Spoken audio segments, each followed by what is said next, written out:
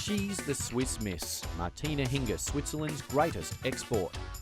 Martina was born in Slovakia. Her parents, Melanie and Carol, named her after women's tennis great Martina Navratilova. At birth, it was Martina's destiny to become the tennis star that she has become today.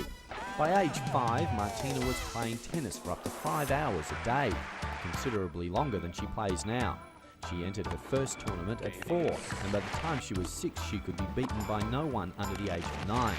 Her tuition under mother Melanie Molitor was paying off. Martina first defeated her mother when she was 10 years old, and throughout her younger years won a succession of Swiss titles, until when she was 11, she was the under-18 champion of Switzerland. Next year, she won the adult Swiss championship. It was clear that Martina was going to have a career in tennis, and a sparkling future was predicted when she became the youngest girl to win a junior Grand Slam at the French Open. Not even a teenager, still a tender 12 years of age. So by the time she was 14, having left school, Martina was ready for professional tennis. She entered her first professional tournament on October 3, 1994 in Zurich, a mere 75 kilometres from her home.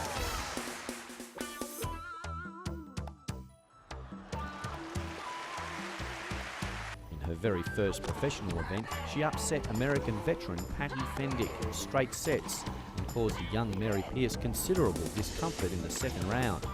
She reached 2 quarterfinals in her next 2 events and upset former top 10 player Helena Sukova.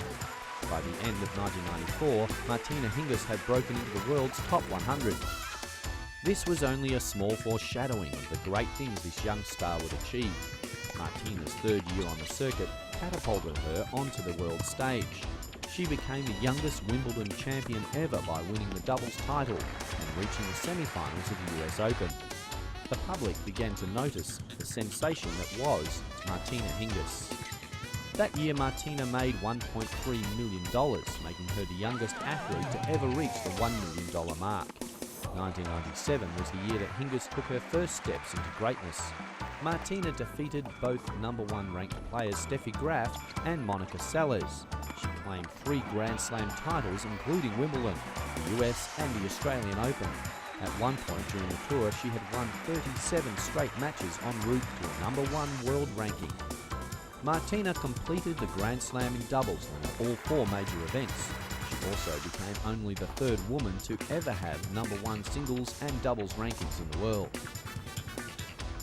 She continued her dominance of women's tennis in the years that followed, claiming a further 2 Australian Open titles and dominating around the world. This despite the introduction of the Williams sisters Venus and Serena to the world circuit and the second coming of Jennifer Capriati, which ultimately knocked Martina from her world #1 post. A career-threatening injury forced her from the court in early 2002, and she didn't return until the WTA's $1.22 million Canadian Open in August.